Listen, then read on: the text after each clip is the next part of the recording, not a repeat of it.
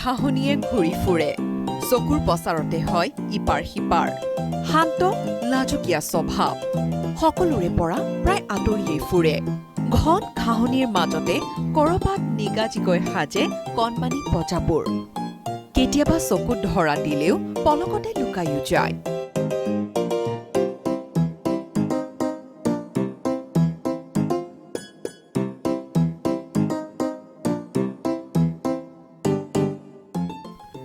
ঘাঁহনিৰ মাজতে থাকি দি যায় বনাঞ্চলৰ বহু গভীৰ বাৰ্তা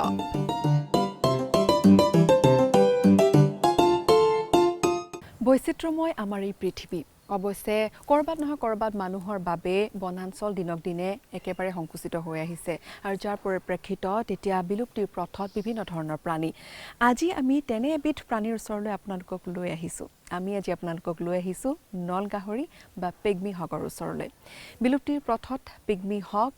এসময়ত ভবা হৈছিল যে পিগমি হক হয়তো প্ৰাকৃতিক অৱস্থাৰ পৰা একেবাৰে নোহোৱাই হৈ গৈছে নাইকিয়া হৈ গৈছে কিন্তু thanks to conservation programmes like this যে পিগমি হক আজিৰ দিনটোত পুনৰ উভতি আহিছে বা পুনৰ দেখিবলৈ পোৱা গৈছে প্ৰাকৃতিক পৰিৱেশত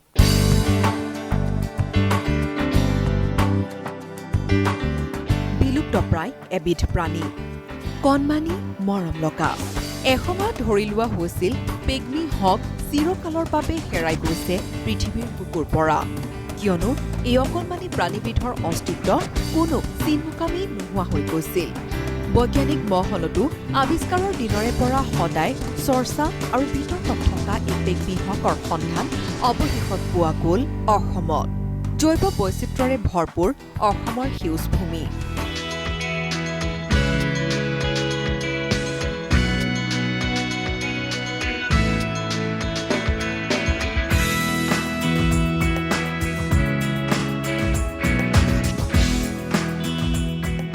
ঘাঁহনি ঘন বনাঞ্চল নিৰ্মল জলৰাশি পাহাৰে ভৈয়ামে পৰিপূৰ্ণ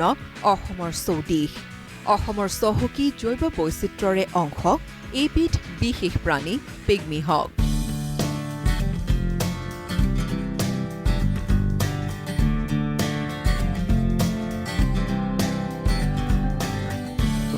এসময়ত সম্পূৰ্ণৰূপে বিলুপ্ত হৈ যোৱা বুলি ধাৰণা কৰা এই পিগমি হক প্ৰজাতিটোৰ অৱশিষ্ট কেইগৰাকীমান সদস্যৰ অস্তিত্ব ৰৈছেগৈ এইখন অসমতে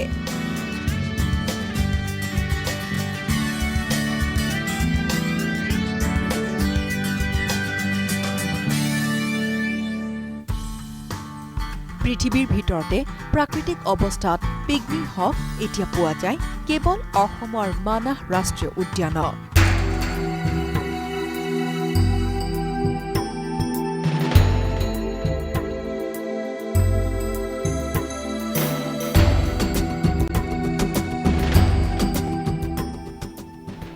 মানাহৰ সেউজ ঘাঁহনিবোৰেই এতিয়া পিগমি হকৰ প্ৰাকৃতিক আৱাসস্থলী অতি বিৰল আৰু পৃথিৱীৰ পৰা নোহোৱা হৈ যোৱাৰ পথৰ পৰা এই প্ৰাণীবিধক উভতাই আনিছে গুৱাহাটীৰ এক বিশেষ প্ৰতিষ্ঠানে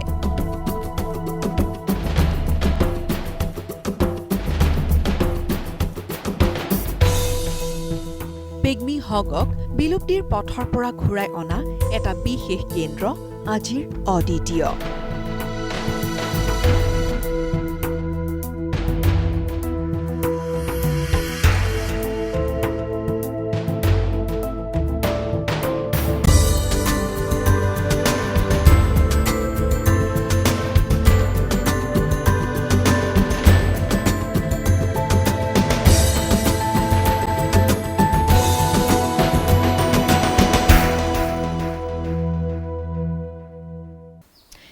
এশিঙীয়া গড়ৰ ভূমি অসম কিন্তু অসমত আৰু এনেকুৱা বিভিন্ন প্ৰাণী আছে যি কেৱল অসমতে পোৱা যায় অসমৰ প্ৰাকৃতিক পৰিৱেশতে পোৱা যায় আৰু সেই প্ৰাণীসমূহৰ ভিতৰত অন্যতম হৈছে এই পিগমি হক বা নলগাহৰি যথেষ্ট সেন্সিটিভ এটা জন্তু আৰু বিশেষকৈ যদি আপোনাৰ মনত প্ৰশ্ন উদয় হৈছে যে পিগমি হকৰ ইম্পৰ্টেন্স কি তেওঁলোকৰ গুৰুত্ব কি আমাৰ পৰিৱেশৰ মাজত এয়াই তেওঁলোকৰ গুৰুত্ব যে পিগমি হক এটা ইণ্ডিকেটৰ স্পিচিজ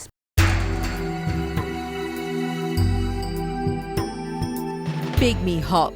অসমত এই প্ৰাণীবিধৰ সাধাৰণ চিনাকি নলগাহৰি হিচাপে বৈজ্ঞানিক নাম পৰ্কুলা চেলভেনিয়া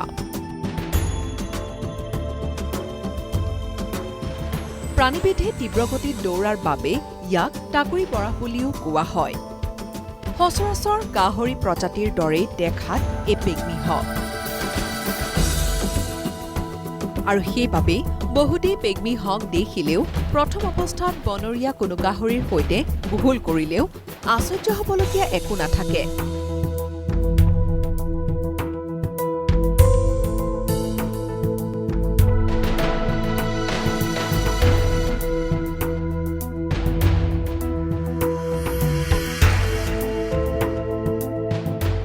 এই বিৰল বিলুপ্তপ্ৰায় প্ৰাণীবিধৰ অৱস্থিতিয়ে এখন বনাঞ্চলৰ বহু দিশ দাঙি ধৰে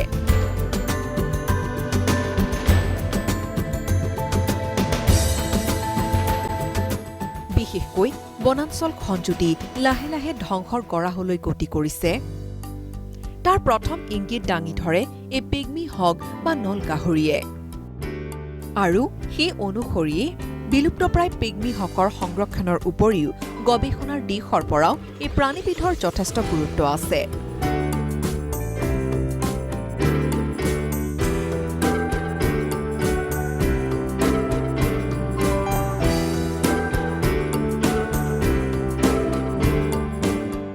এনে নানা দিশ সামৰি লোৱাৰ উদ্দেশ্যৰে গুৱাহাটীৰ বশিষ্ঠত 1995 চনত আৰম্ভ কৰা হয় এই pygmy hog research and breeding centre pygmy hog conservation programme এই অনুষ্ঠানটো 1995 চনতে আৰম্ভ হৈছে আৰু তেতিয়াৰ পৰাই আমি পিগমি হক সংৰক্ষণৰ ওপৰত কাম কৰিবলৈ আৰম্ভ কৰিলোঁ আৰু 1996 চনত আমি প্ৰথম 6টা পিগমি হক ধৰি পেলাই ইয়ালৈ আনি আমাৰ কনজাৰ্ভেশ্যন ব্ৰিডিং প্ৰগ্ৰামটো আৰম্ভ কৰিছোঁ সাধাৰণকৈ ক'বলৈ হ'লে নলগাহৰি এটা এনেকুৱা ধৰণৰ বনৰীয়া গাহৰি যিটো কেৱল অসমতে পোৱা যায় আগতে তাহানিতে গোটেই তৰাই ঘাঁহনি আমাৰ হিমালয়ৰ দক্ষিণ পাদদেশত থকা বিস্তৃত ঘাঁহনিত পোৱা গৈছিলে পিছলৈ কেৱল অসমৰ মানাহতে ইয়াক পোৱা গৈছে আৰু বৰ্তমান মানাহতেই বনৰীয়া অৱস্থাত নলগাহৰি আছে বহুত কম সংখ্যাত আছে কিন্তু এই এনেকুৱা নহয় যে ই আপোনাৰ কাজিৰঙা বা অন্যান্য য'ত বানপানী হোৱা ঘাঁহনিত থাকে ই কেৱল ফুটহিল হিমালয়া যিটো তৰাই ঘাঁহনিতে থাকে আৰু যদি ঘাঁহনিখনৰ পৰিৱৰ্তন আৰম্ভ হৈ যায় ঘাঁহনিখন সাল সলনি হ'বলৈ আৰম্ভ কৰি যায় তেতিয়াহ'লে এই জন্তুটো নোহোৱা হ'বলৈ আৰম্ভ কৰে ই বিশেষভাৱে ঘাঁহনিৰ ওপৰত নিৰ্ভৰশীল ঘাঁহৰ ভিতৰত থাকে ঘাঁহবোৰ কাটি কাটি বাঁহ সাজে ঘাঁহৰ গুৰিবোৰ খুচৰি বিভিন্ন পোক পতংগ খায় কেতিয়াবা ঘাঁহৰ কোমল অংশ খাই পেলাই তাৰ পানীৰ প্ৰয়োজনটো পূৰায় গতিকে ঘাঁহনিখন যেতিয়া সলনি হ'বলৈ আৰম্ভ কৰে তেতিয়া ক্ৰমান্বয়ে এই জন্তুটো নোহোৱা হ'বলৈ আৰম্ভ কৰে আৰু ইয়াৰ পিছৰ পৰ্যায়ত হয়তো অন্যান্য জন্তুবোৰ ঘাঁহৰ ওপৰত নিৰ্ভৰশীল জন্তুবোৰ নোহোৱা হ'বলৈ আৰম্ভ কৰিব গতিকে ই ঘাঁহনিখনৰ পৰিৱৰ্তনৰ ইংগিত বহন কৰে আৰু সেইকাৰণে আমি নলগাহৰিক ঘাঁহনিৰ কাৰণে ঘাঁহনিৰ কাৰণে ইয়াক সূচক প্ৰাণী বুলি ক'ব পাৰোঁ আৰু সেইকাৰণে ইয়াৰ গুৰুত্ব যদি আমি ইয়াক বচাই ৰাখিব পাৰোঁ বা ইয়াৰ সংৰক্ষণ কৰিব পাৰোঁ তাৰমানে আমি ইয়াৰ লগতে ঘাঁহনিখনৰো সংৰক্ষণ কৰিব পাৰিলোঁ তাৰমানে ঘাঁহনিত থকা অন্যান্য জন্তুবিলাকো সংৰক্ষিত হৈ থাকিব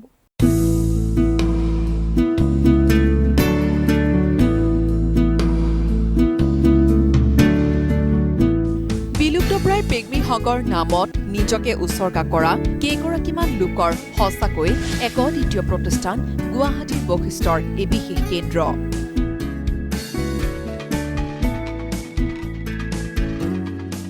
মাত্ৰ 6টা নল গাহৰিৰে আৰম্ভ কৰা এই পিগমি হক কনজাৰ্ভেশ্যন প্ৰগ্ৰামে আজি হেৰাই যাবলৈ লোৱা এই প্ৰজাতিৰ সংখ্যা প্ৰায় 200ৰ পৰা 300লৈ বৃদ্ধি কৰিবলৈ সক্ষম হৈছে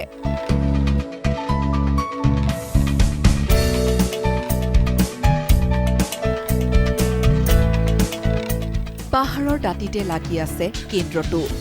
ভিতৰত ভাগে ভাগে কেইবাটাও চৌহদ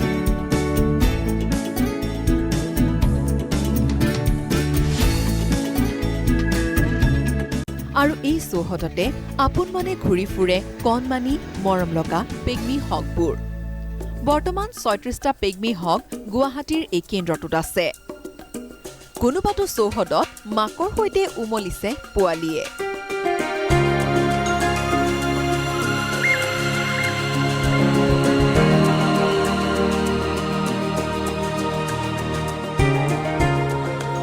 কোনোবাটোত আকৌ প্ৰাপ্তবয়স্ক মতা পেগমি হকে কীট পতংগৰ সন্ধানত ঘূৰি ফুৰিছে।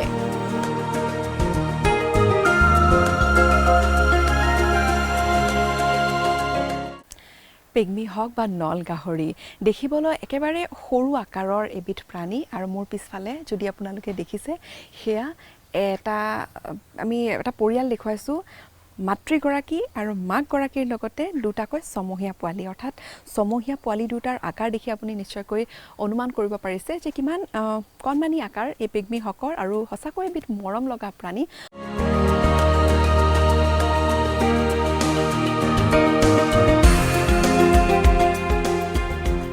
এটি কণমানি প্ৰাণী, কিন্তু এই প্ৰাণীবিধৰ অৱস্থিতি থকা বা নথকাটোৱে দাঙি ধৰে আন বহুতো গুৰুত্বপূৰ্ণ দিশ।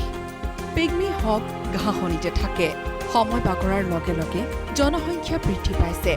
নোহোৱা হ'বলৈ ধৰিছে সেউজ ভূমি। ঘাঁহনি বা বনাঞ্চল এখনৰ পাৰিপাৰ্শ্বিকতা যদি সামান্য পৰিমাণেও সলনি হয়, সেই ঠাই বসবাসৰ বাবে অনুপযোগী হৈ পৰে পেগমি হকৰ বাবে। অৰ্থাৎ বনাঞ্চলখন যদি ধ্বংস হৈছে, পোনপ্ৰথমে তাৰ উমান পোৱা যায় এই নল গাহৰিৰ পৰাই।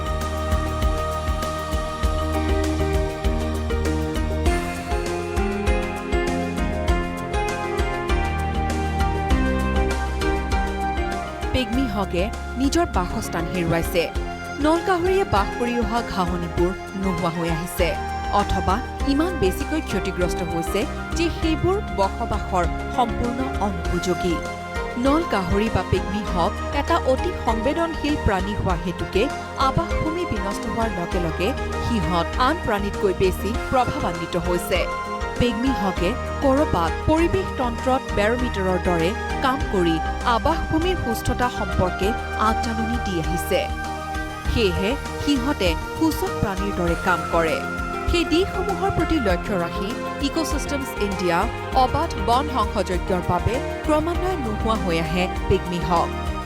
আৰু সেই দিশসমূহৰ প্ৰতি লক্ষ্য ৰাখি ecosystems India, Durrell wildlife conservation trust, wild pig specialist group, ৰাজ্য আৰু কেন্দ্ৰীয় চৰকাৰৰ সহযোগিতাত আৰু IUCNৰ উদ্যোগত 1995 চনত আৰম্ভ কৰা হৈছিল গুৱাহাটীৰ এই কেন্দ্ৰটো। মানাহত আঙুলিৰ মূৰত গণিব পৰা যিকেইটা নল গাহৰি আছিল, তাৰেই 6টা ধৰি আনি আৰম্ভ কৰা হয় এই সংৰক্ষণ আঁচনি।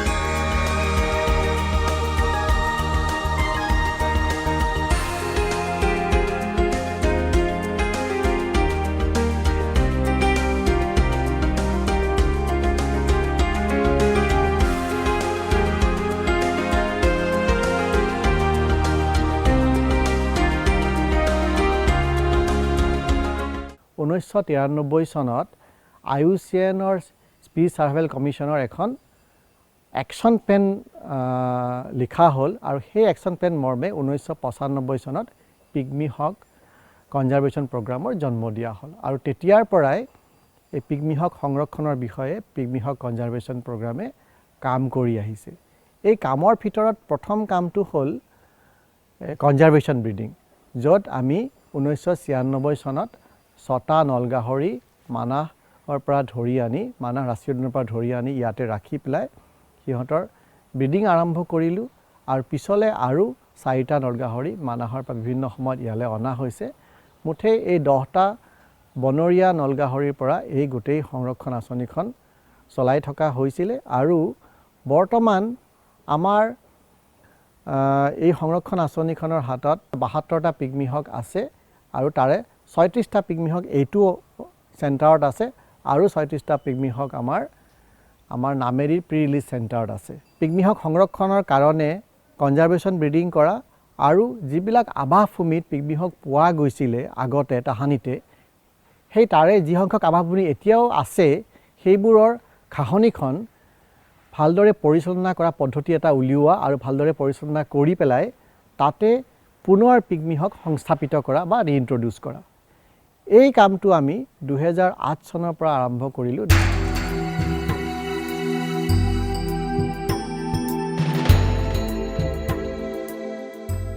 আজি 2টা দশক ধৰি পেগমি হকৰ সংৰক্ষণৰ বাবে দিনে নিশাই কাম কৰি আহিছে এই কেন্দ্ৰটোৰ সৈতে জড়িত লোকসকলে।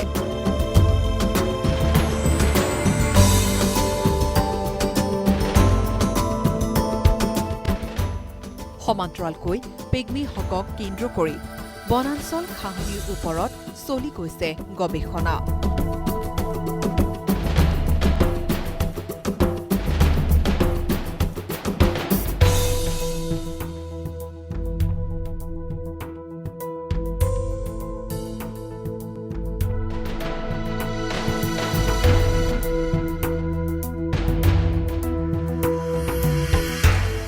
মুঠৰ ওপৰত বিলুপ্তিৰ পথৰ পৰা লাহে লাহে পুনৰ এই প্ৰজাতিৰ সংখ্যা বৃদ্ধি কৰাৰ আঁৰত ঘাইকৈ ইক'চিষ্টেমছ ইণ্ডিয়াৰ এই অদ্বিতীয় সংস্থাটো।